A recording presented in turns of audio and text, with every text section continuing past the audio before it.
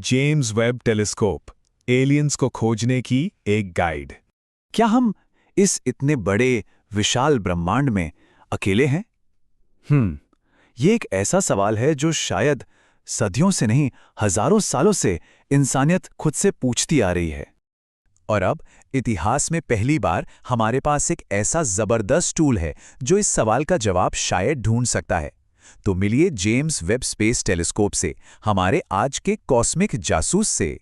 तो आखिर ये कॉस्मिक जासूस इतना खास है क्यों? चलिए जानते हैं।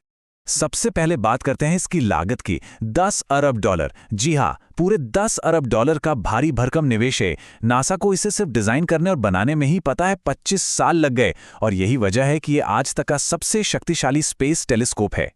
ये टेलीस्कोप -266.75 डिग्री सेल्सियस, मतलब इतने ज्यादा ठंडे तापमान पर काम करता है कि ये एब्सोल्यूट जीरो से बस कुछ ही डिग्री ऊपर है।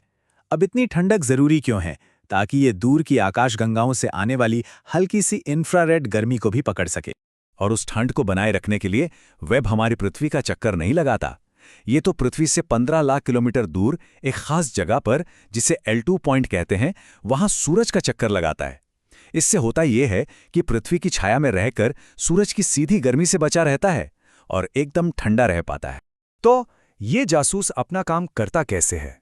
इसका राज है अदृश्य को देखने की इसकी कमाल की काबिलियत में। वेब असल में इंफ्रारेड लाइट में देखता है। अब ये वो रोशनी है जिसे हम अपनी आंखों से देख ही नहीं सकते। इसका सबसे बड़ा फायदा ये है कि ये उन घने गैस और धूल के बादलों के आर पार देख सकता है, जहां हबल जैसा टेलीस्कोप भी कुछ नहीं देख पाता था। जरा इस तस्वीर को देखिए, ये इसकी क्षमता का एक शानदार उदाहरण है। बाईं ओर नियर इंफ्रारेड कैमरा यानी NIRCM की तस्वीर में गैस के बादल साफ साफ दिख रहे हैं, लेकिन दाईं ओर मिड इंफ्रारेड इंस्ट्रूमेंट यानी MRI की तस्वीर में लंबी वेवलेंथ धूल के पार चली जाती है और बीच में छिपे 2 सितारों को सामने ले आती है। मतलब ये तो ब्रह्मांड के रहस्यों पर से पर्दा उठाने जैसा है। तो इस जासूस ने अब तक क्या-क्या सुराग ढूंढे हैं, आइए देखते हैं। वेब ने हमें बहुत ही कम समय में ब्रह्मांड की कुछ सबसे जरूरी प्रक्रियाओं की झलकियां दे दी हैं। एक मरता हुआ तारा, नए तारों का जन्म, आपस में टकराती हुई आकाशगंगाएं और यहां तक कि 13 अरब साल पहले का नजारा। ये तस्वीरें सिर्फ खूबसूरत नहीं हैं, ये हमें ये समझने में मदद करती हैं कि आखिर जीवन पनप कहां सकता है। जैसा कि कहा जाता है, हर तस्वीर एक नई खोज है, और ये टेलीस्कोप सिर्फ तस्वीरें नहीं खींच रहा, ये तो हमारे ब्रह्मांड के इतिहास की किताब के पन्ने पलट रहा है। लेकिन एलियंस खोजने के लिए सिर्फ खूबसूरत तस्वीरों से काम नहीं चलेगा। इसके लिए तो फोरेंसिक एनालिसिस की जरूरत पड़ेगी। यहीं पर स्पेक्ट्रोस्कोपी का जादू शुरू होता है। अब इसे ऐसे समझिए, पत्तियां हरी क्यों दिखती हैं? आसान है, क्योंकि उनमें जो क्लोरोफिल होता है वो नीले और लाल रंग की रोशनी सोख लेता है और हरे रंग को वापस फेंक देता है। स्पेक्ट्रोस्कोपी भी बिल्कुल यही काम करती है, लेकिन एक पूरे ग्रह के वायुमंडल के लिए। जब किसी तारे की रोशनी उस ग्रह के वायुमंडल से गुजरती है तो वहां मौजूद मॉलिक्यूल्स कुछ खास रंगों को सोख लेते हैं। वेब बस इन्हीं गायब हुए रंगों को पकड़ता है और बता देता है कि उस वायुमंडल में पानी है या मीथेन है या फिर कुछ और। ये किसी फिंगरप्रिंट की तरह है। और इसी कमाल की टेक्निक का इस्तेमाल करके वेब ने पहले ही एक बहुत बड़ी खोज कर ली है। एक्सोप्लैनेट WASP-96b के वायुमंडल में पानी के पक्के सबूत। ये पहली बार है जब हमें किसी दूसरे ग्रह पर पानी का इतना साफ सबूत मिला है। लेकिन कहानी में एक ट्विस्ट है। इस ग्रह का तापमान 530 डिग्री सेल्सियस से भी ज्यादा है, जो जीवन के लिए जाहिर है बहुत ज्यादा गर्म है। तो हमें पानी तो मिल गया, लेकिन गलत पते पर। तो अब हमारा जासूस अपनी नजरें कहां गड़ा रहा है? अगला निशाना कौन है?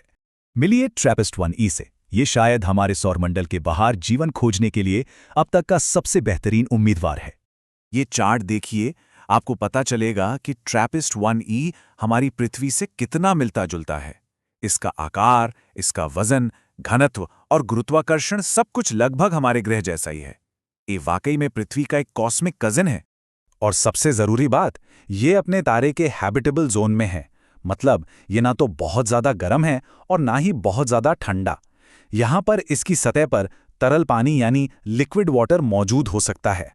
तो अब सारी कड़ियां एक साथ जुड़ रही हैं। असली खोज तो अब शुरू होती है। वैज्ञानिक मानते हैं कि जीवन के लिए 3 चीजें बहुत जरूरी हैं: तरल पानी, एक चट्टानी सतह और एक वायुमंडल। और ट्रैपिस्ट 1E में ये तीनों चीज़ें हो सकती हैं। हमारे पास अब टूल है, जो है जेम्स वेब टेलीस्कोप। हमारे पास तरीका है, यानी स्पेक्ट्रोस्कोपी, और हमारे पास लक्ष्य भी है, ट्रैपिस्ट 1E। आने वाले कुछ ही महीनों में वेब अपना पूरा ध्यान ट्रैपिस्ट 1E पर लगाने वाला है और इसके वायुमंडल के रहस्यों से पर्दा उठाने की कोशिश करेगा। खोज जारी है और ये हमें एक आखिरी सवाल के साथ छोड़ जाती है। अगर हमें कुछ मिल गया तो इसका पूरी इंसानियत के लिए क्या मतलब होगा?